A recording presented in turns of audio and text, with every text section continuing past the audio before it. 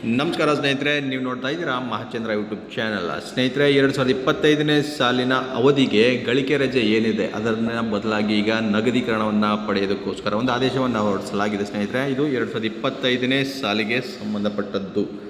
ನೋಡಿ, ವಿಷಯದಲ್ಲಿ ನೀವು ಗಮನಿಸ್ಬೋದು. 2025ನೇ ಸಾಲಿನ ಅವಧಿಗೆ ಗಳಿಕೆ ರಜೆಯನ್ನು ಅರ್ಪಿಸಿ ನಗದೀಕರಣ ಪಡೆಯುವ ಸೌಲಭ್ಯವನ್ನು ನಿಯತಗೊಳಿಸುವ ಬಗ್ಗೆ ಈ ಆದೇಶ ಹೊರಡಿಸಿರೋದು ಸ್ನೇಹಿತರೆ. ಸೊ ಬನ್ನಿ, ಹಾಗಾದರೆ ಇದರಲ್ಲಿ ಏನು ಮಾಹಿತಿ ಇದೆ ಅಂತ ನಾನು ನಿಮಗೆ ತಿಳಿಸ್ಕೊಡ್ತಾ ಇದ್ದೀನಿ.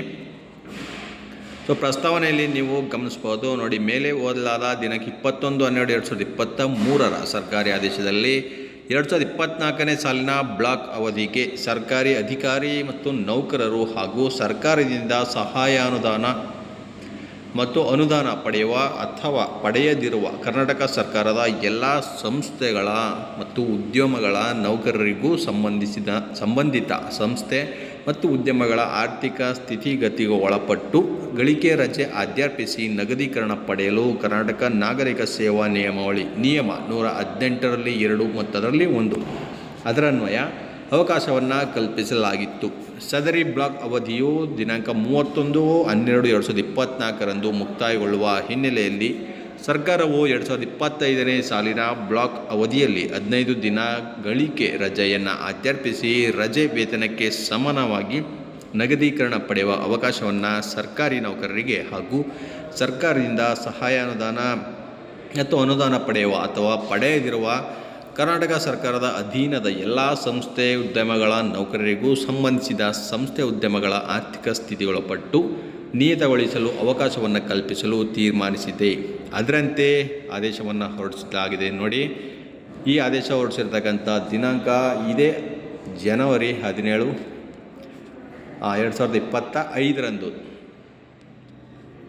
ಸೊ ಇದರಂತೆ ಆದೇಶದಲ್ಲಿ ಏನು ಹೇಳಿದ್ದಾರೆ ನೋಡಿ, 2025ನೇ ಸಾಲಿನ ಬ್ಲಾಕ್ ಅವಧಿಗೆ ಎಲ್ಲ ವೃಂದದ ರಾಜ್ಯ ಸರ್ಕಾರಿ ಅಧಿಕಾರಿ ನೌಕರರಿಗೆ ಹಾಗೂ ಸರ್ಕಾರದಿಂದ ಸಹಾಯಧನ ಅನುದಾನ ಪಡೆಯುವ ಅಥವಾ ಪಡೆದಿರುವ ಕರ್ನಾಟಕ ಸರ್ಕಾರದ ಎಲ್ಲ ಸಂಸ್ಥೆ ಉದ್ಯಮಗಳ ನೌಕರರಿಗೂ ಸಂಬಂಧಿತ ಸಂಸ್ಥೆ ಉದ್ಯಮಗಳ ಆರ್ಥಿಕ ಸ್ಥಿತಿಗೊಳಪಟ್ಟು ಗರಿಷ್ಠ 15 ದಿನಗಳಿಗೆ ಮೀರದಂತೆ ಗಳಿಕೆ ರಜೆಯನ್ನು ಅರ್ಪಿಸಿ ರಜಾ ವೇತನಕ್ಕೆ ಸಮಾನವಾದ ನಗದೀಕರಣ ಸೌಲಭ್ಯವನ್ನು ಜಾರಿಗೊಳಿಸಿ ಈಗ ಆದೇಶಿಸಿದೆ. ಈ ಸೌಲಭ್ಯ ನೋಡಿ, ದಿನಾಂಕ 1/1/2025ರಿಂದ 31/12/2025 ಜಾರಿಯಲ್ಲಿರುತ್ತೆ. ಈ ಸೌಲಭ್ಯವನ್ನು ಎಲ್ಲ ವೃಂದದ ಅರ್ಹ ಸರ್ಕಾರಿ ನೌಕರರು ಅಧಿಕಾರಿಗಳು 1 ತಿಂಗಳ ಮುಂಚಿತವಾಗಿ ಮನವಿ ನೀಡಿ ಅವರ ಇಚ್ಛೆಯ ಯಾವುದೇ ತಿಂಗಳಿನಲ್ಲಿ ಗಳಿಕೆ ರಜೆ ನಗದೀಕರಣ ಸೌಲಭ್ಯ ಪಡೆಯಬಹುದಾಗಿದೆ. ಗೆಜೆಟೆಡ್ ಅಧಿಕಾರಿಗಳ ಸಂಬಂಧದಲ್ಲಿ 2025ನೇ ಸಾಲಿನ ಗಳಿಕೆ ರಜೆ ನಗದೀಕರಣ ಸೌಲಭ್ಯ ಮಂಜೂರಾತಿ ಉದ್ದೇಶಕ್ಕಾಗಿ ಮಾತ್ರ HRMSನಲ್ಲಿ ಲಭ್ಯವಿರುವಂತೆ ಅಧಿಕಾರಿಗಳ ಗಳಿಕೆ ರಜೆ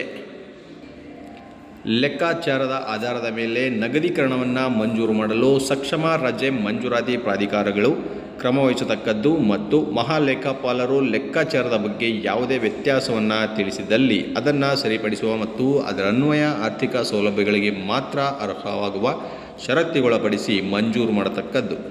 ಮುಂದುವರೆದು ಕರ್ನಾಟಕ ನಾಗರಿಕ ಸೇವಾ ನಿಯಮಾವಳಿಗಳ 118ರಲ್ಲಿ ನಿಗದಿಪಡಿಸಿರುವ ಗಳಿಕೆ ರಜೆ ನಗದೀಕರಣ ನಿಯಂತ್ರಣಕ್ಕೆ ಸಂಬಂಧಿಸಿದ ಇತರೆ ಷರತ್ತುಗಳು ಎಲ್ಲ ಇದರಲ್ಲಿ ಅನ್ವಯ ಆಗುತ್ತೆ.